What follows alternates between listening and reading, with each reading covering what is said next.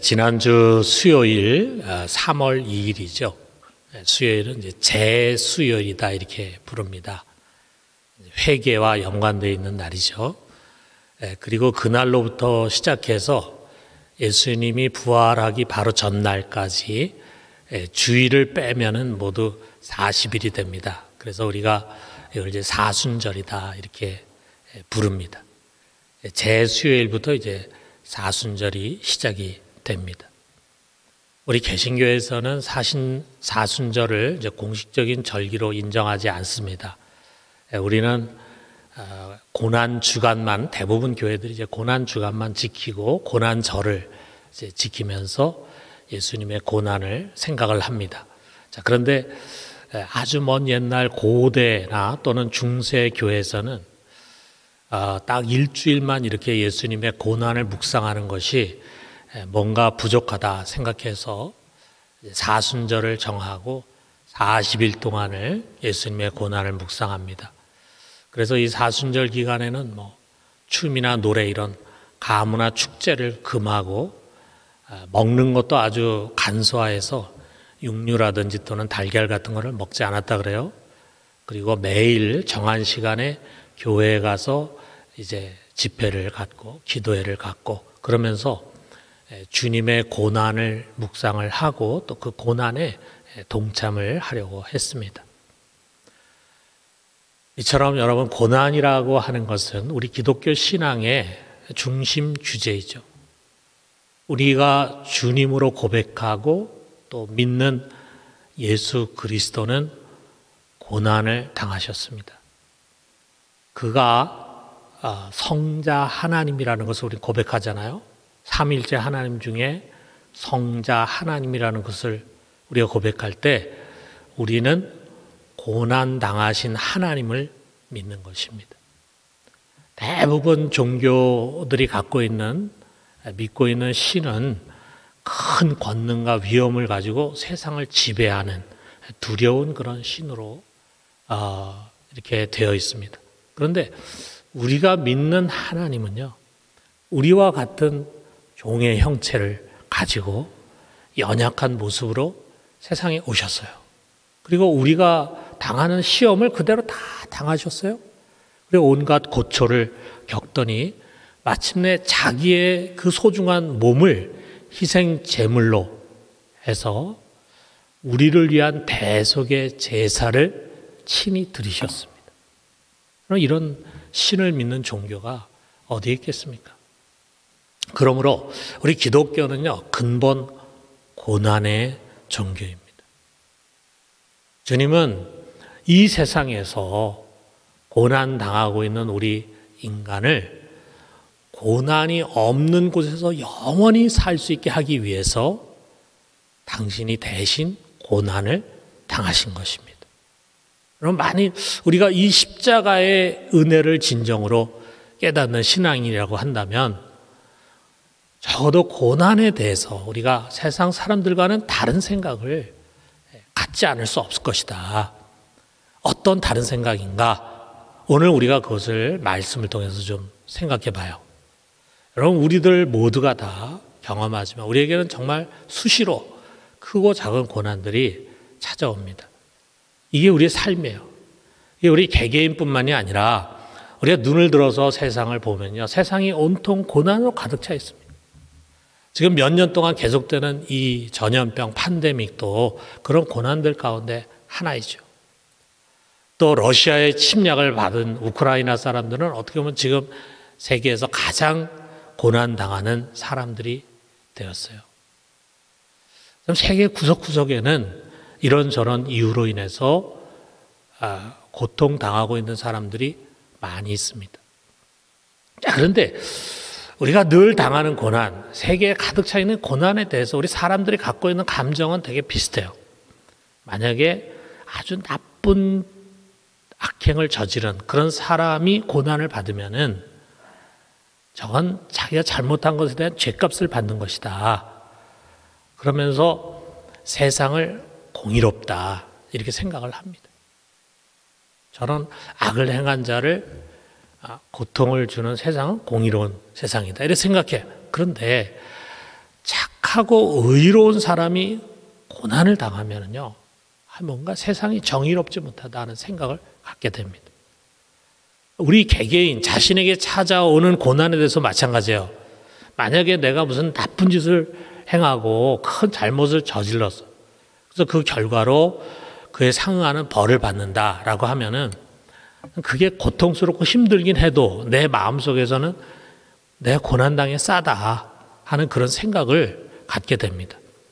그런데 나름 내가 정말 바르게 살려고 노력했어요. 죄 안 지으려고 애썼어요. 나름대로 착한 일 하고 선행을 하고 의롭게 살려고 노력했어요. 그런데도 나의 삶에 큰 고난이 찾아오게 되면은 우리는 이렇게 묻게 됩니다. 도대체 왜 나에게? 세상이 어떻게 이렇게 공평하지 못한가? 어떻게 하나님이 내게 이것을 허락하실까? 하는 그런 질문을 던지게 됩니다. 그리고 이런 질문들은요, 답을 쉽게 얻을 수 있는 것이 아니에요. 때로는 이런 의구심, 답을 얻지 못하기 때문에 갖고 있는 이런 의구심이 고난 자체보다도 더 무겁게 느껴집니다. 마치 우리가 음식을 먹었는데 그 음식이 소화가 되질 않았어. 그래가지고 위 한쪽에 이제 묵직하게 자리 잡고 있는 것처럼 고난이 내 안에서 소화가 되지를 못하는 거예요. 도대체 왜 내가 이런 고난 당해야 되는 거야? 왜 나에게 이런 고난이 오는 거야? 이게 이해가 되지를 못해요. 그러니까 답답해. 그리고 화가 납니다. 오늘 우리가 마주하는 것은 바로 이것입니다. 부당하다고 여기는 고난, 억울하게 느껴지는 고난이에요.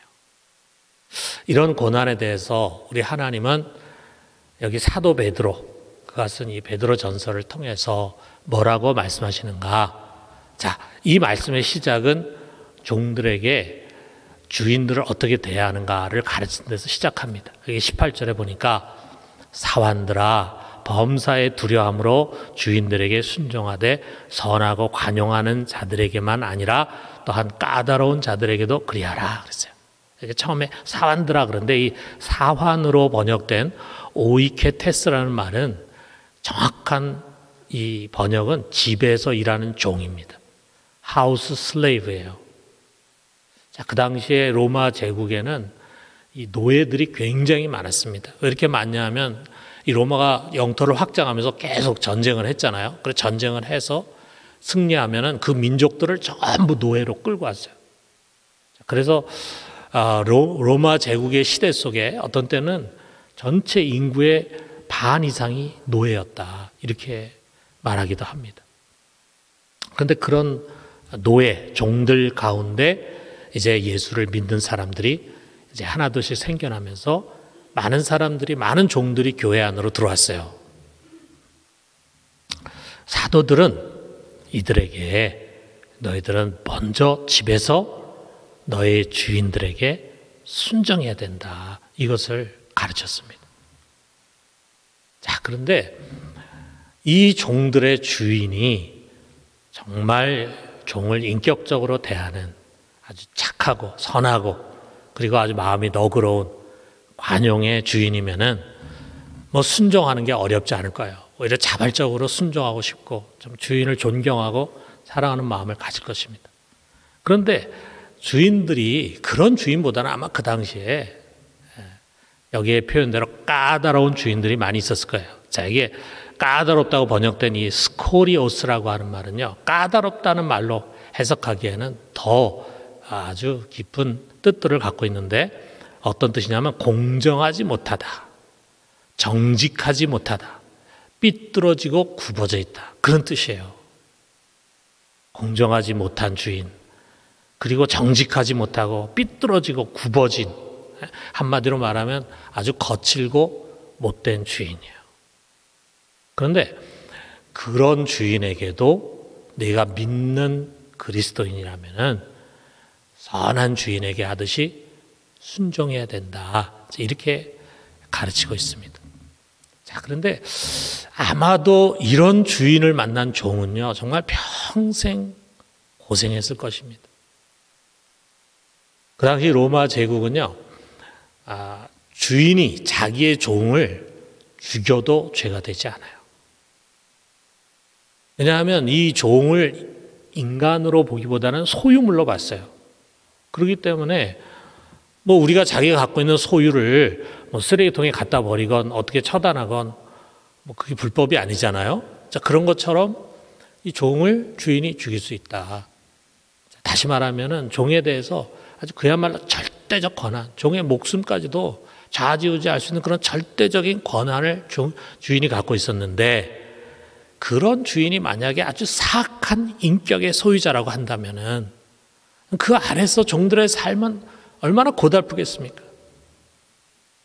그리고 얼마나 부당한 고난들을 받아야 했겠어요. 자기가 하지도 않았는데 뒤집어 씌우고, 그리고 맞을 짓을 하지 않았는데 막 때리고, 잔인하게 대하고, 그리고 억울하게 하는 일들이 얼마나 많았겠어요. 우리가 상상할 수 있지 않습니까? 자, 그런데 오늘날이야 뭐 우리가 종이라는 것이 없죠. 자, 이 종과 주인의 관계가 아니더라도 오늘날 우리가 이 말씀을 적용하면요, 우리는 가정이나 직장이나 사회 또는 교회에서 수많은 사람들과의 관계 가운데 살아갑니다. 자, 그런데 그 관계 중에는요, 정말 심성이 선하고 겸손하고 도량 있고 마음이 넓은 그런 사람이 있는가 하면 삐뚤어지고 속이 좁고 공격적인 그런 사람도 있어요. 자, 이런 사람 우리가 불편하잖아요. 저 사람과 같이 있는 게 불편하다. 그럼 불편해서 저 사람 이제 보지 말아야 되겠다. 그래서 안 볼 수 있는 그런 정도의 관계라면 문제가 없는데, 쉽게 끊을 수 없는 그런 관계라면 어떻게 하겠습니까? 부모 중에 또는 시부모 중에 그런 분이 있을 수 있잖아요. 남편이 또는 아내가, 심지어는 자식이 성격이 모질다고 해서 가족관계를 끊을 수는 없잖아요. 집에서 뛰쳐나갈 수는 없잖아요.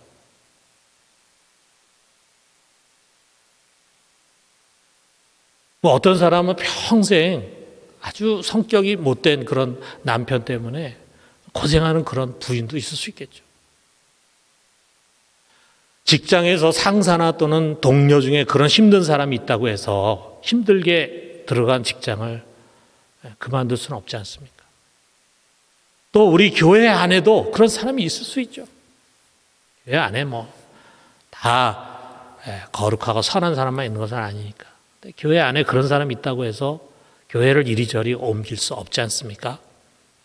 자, 그런데 그런 사람과의 동거에는요, 많은 고난이 따르게 돼 있습니다. 때로 힘 있는 사람이라면 힘으로 억누르거나 불편 부당한 처우를 하거나 또는 왕따를 시키거나 거짓말, 모욕, 무례함 이런 것들로 괴롭힐 수 있어요. 금전적인 손해를 입힐 수도 있겠고, 육체적인 고통을 가해줄 수도 있겠고, 아니면 정신적인 그런 모욕을 느끼게 할 수도 있을 거예요. 아마도 우리 각 사람들에게 지금까지 살아오면서 겪은 이런 부당한 고난에 대한 이야기 보따리를 풀라 그러면은 몇 날 며칠이건 얘기할 수 있을 것입니다. 그렇죠, 여러분? 지금까지 누군가와 겪었던 또는 지금 겪고 있는 그런 괴로운 일들을 아마 말할 수 있을 거예요. 여러분 얼굴에 다 보입니다.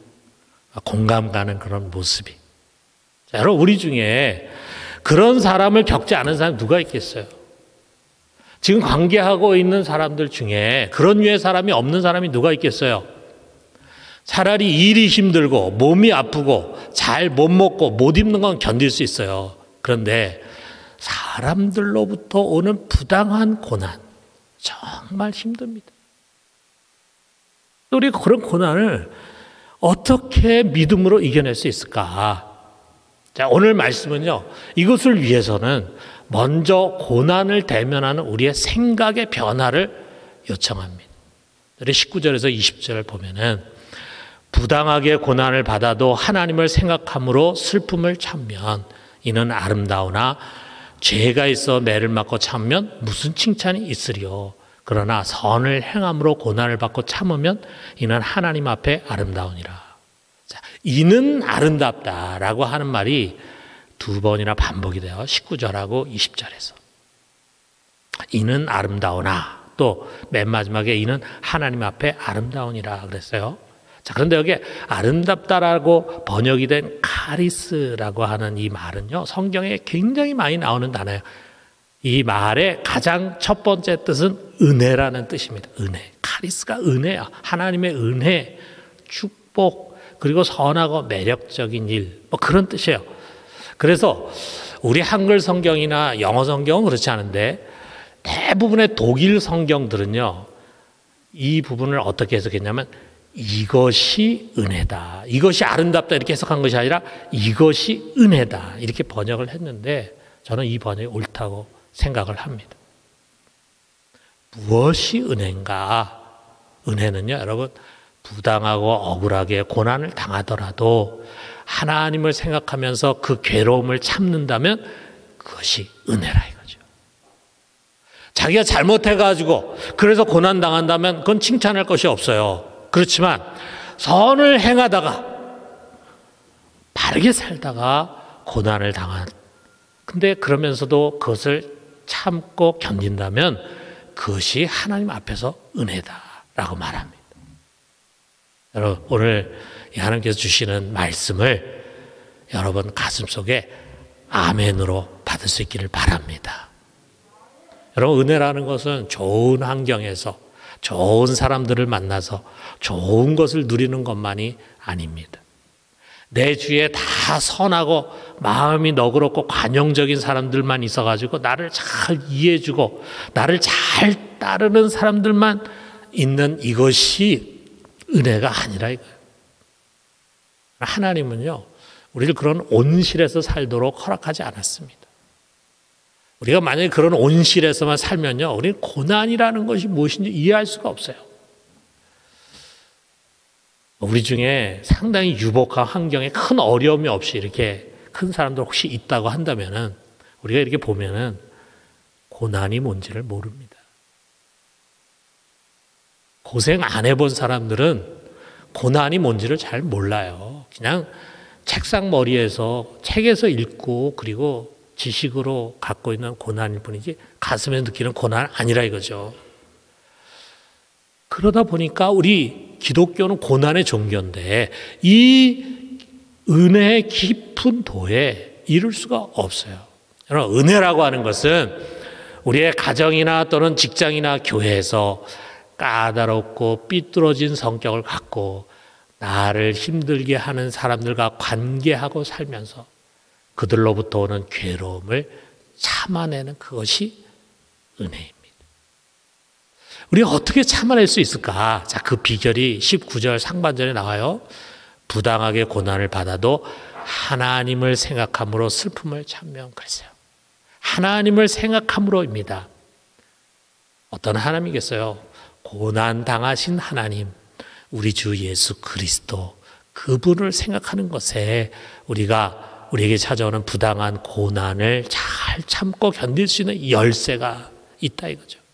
그 어떻게 하셨는가? 여러분, 우리가 한번 봐요. 22절에서 24절 상반절의 것을 설명하고 있어요. 그는 죄를 범하지 아니하시고 그 입에 거짓도 없으시며 욕을 당하시되 맞대어 욕하지 아니하시고 고난을 당하시되 위협하지 아니하시고 오직 공의로 심판하시는 이에게 부탁하시며 친히 나무에 달려 그 몸으로 우리 죄를 담당하셨으니. 여러분, 우리 예수님도요, 사람들로부터 부당한 고난을 당하셨잖아요.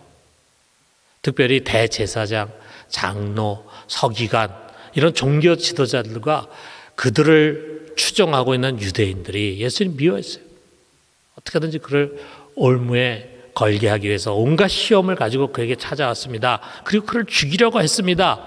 그들은요, 우리가 성경에서 보면 삐뚤어지고 교만하고 위선과 거짓으로 가득 찬 이들이에요. 진리를 알지 못하는 자들이에요. 여러분, 예수님은 죄가 없으신 분입니다. 거짓말을 할 줄 모르는 분입니다. 그러나 이들로부터 온갖 모욕을 당하셨습니다. 그리고 마지막에는 채찍질과 십자가에 못 박히는 고난을 당하셨습니다. 우리 중에 고난당한 사람 많이 있지만 예수님 같은 고난당한 사람 누가 있겠어요? 이 수욕과 고난 속에서 주님은 어떻게 하셨는가? 우리가 이것을 봐야 됩니다.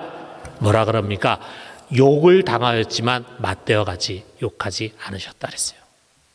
자, 누군가 나를 욕하면 얼마나 불쾌합니까? 얼마나 자존심 상합니까? 그럴 때 만약 내가 아무 얘기도 하지 못하고 욕만 막 먹고 그리고 돌아오면 집에 와가지고 너무 마음이 상하잖아요. 그때 좀 나도 좀 해줬어야 되는데, 나도 강한 자라는 걸 좀 보여줬어야 되는 건데, 그래가지고 나도 그를 좀 궁지에 몰아넣고 좀 그랬어야 되는 건데, 그렇게 하지 못하고 온 자신이 한심하다는 생각이 들고 막 그런 생각이 들잖아요. 그런데 주님은 욕을 당하였지만 그러나 거기에 맞대응하지 않으셨습니다.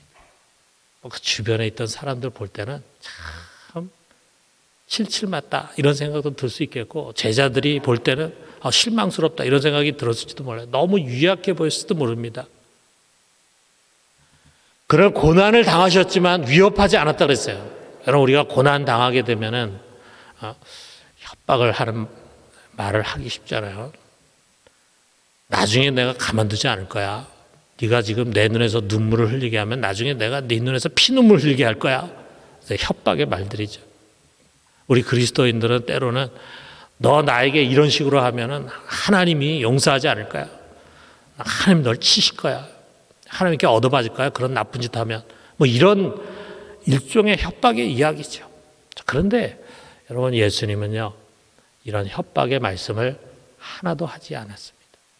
도리어 이들이 아무것도 모르면서 이 일을 하고 있다는 것을 아시고 이런 악을 행하는 자들을 용서해 주도록 하나님께 용서를 빌었어요.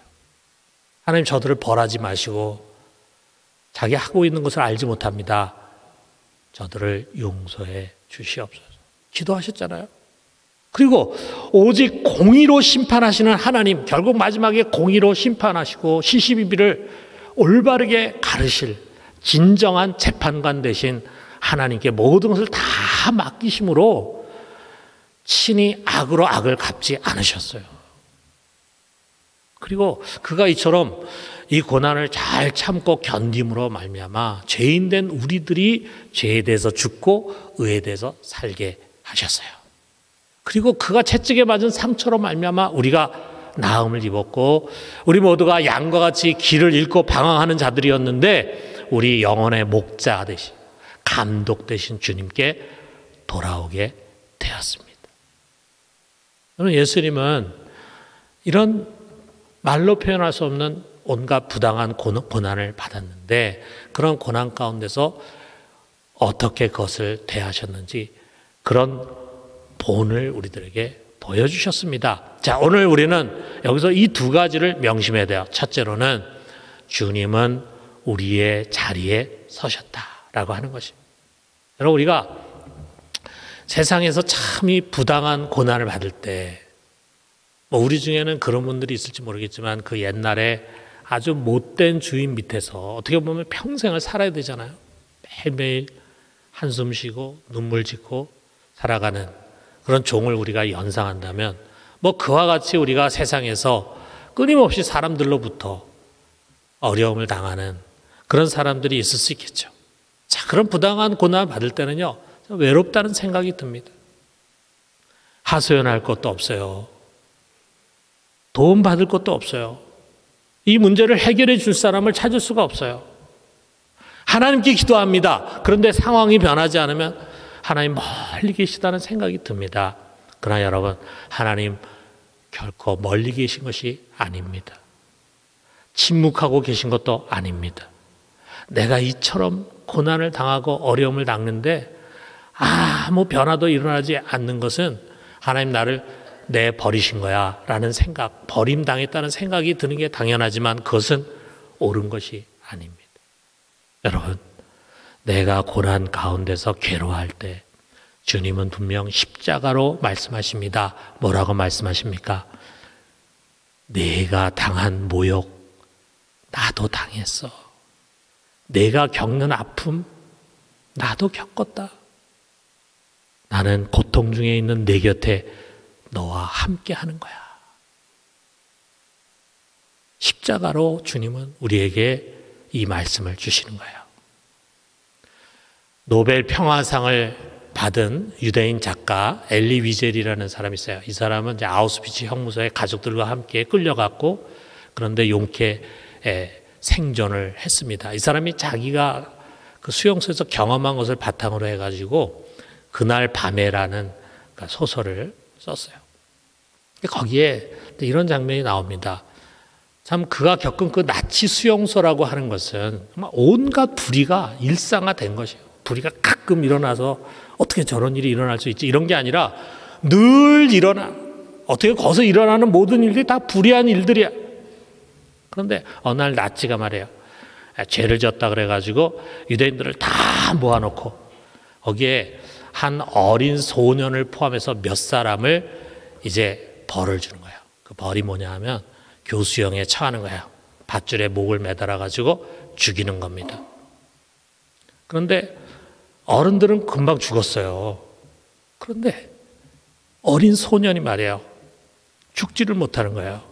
그 밧줄에 매달려가지고 발을 동동동동 거리고 있는데 밑에 있는 사람 볼 때 차라리 빨리 죽었으면 좋겠다. 그런데 죽지를 못하는 거예요. 보는 사람들이 너무 고통스러웠습니다. 참다 못한 한 유대인이 절규하듯 말했어요. 도대체 하나님이 어디 있는 거야? 정말 하나님이 살아있다면 어떻게 이런 일이 일어날 수가 있어? 그러자 누군가 이렇게 말했습니다. 하나님 살아계셔. 지금 저기 형틀에 함께 매달려 계셔. 이렇게 말했어요. 보이지 않는 하나님은 고통당하는 자들과 함께 계신다. 그런 이야기입니다. 그렇습니다. 여러분, 우리 주 하나님은요, 고난받는 자의 자리에 서 계십니다. 종들을 억누르는 힘 있는 주인의 편이 아닙니다. 주님은 그 아래서 부당하게 고통을 당하는 연약하고 별 볼 일이 없어 보이는 그 종들의 편에 서 계신 것입니다.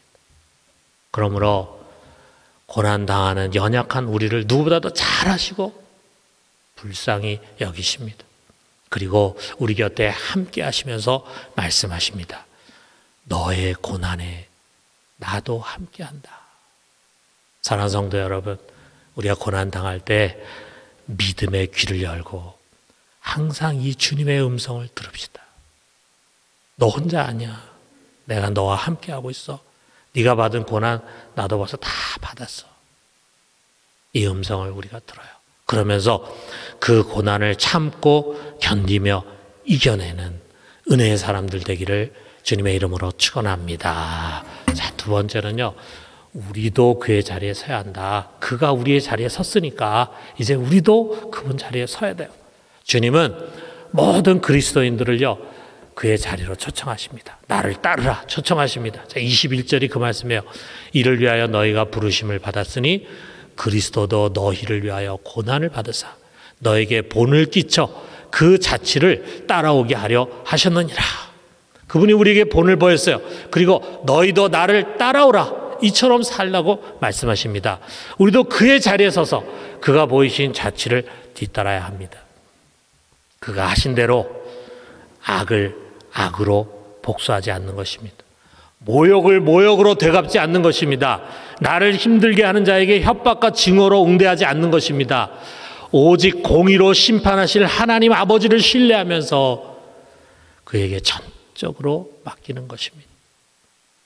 그러면서 우리가 당하는 괴로움을 잘 참고 견뎌내는 것입니다.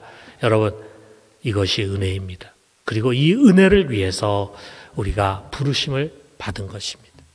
여러분, 예수께서 주어진 고난을 잘 감수하고 이겨냄으로 말미암아 우리들을 구원해 주셨잖아요. 그런 것처럼 우리도 부당한 고난을 잘 견뎌내고 이겨내면요, 많은 사람들을 우리도 모르는 가운데 구원의 길로 인도하게 될 것입니다. 잘 참고 견디는 나를 통해서 우리 가정을 지키게 돼요. 잘 견디는 나를 통해서 우리 교회 공동체 평강을 지키게 돼요. 여러분, 이것이 은혜의 승리가 아니겠습니까? 사랑하는 성도 여러분, 고난의 길을 가신 우리 주 예수 그리스도를 생각합시다. 그리고 그것을 통해서 우리에게 주어진 고난을 잘 참고 견디면서 마침내 은혜로 세상을 구원하고 변화시켜가는 우리 모두가 되기를 주님의 이름으로 축원합니다.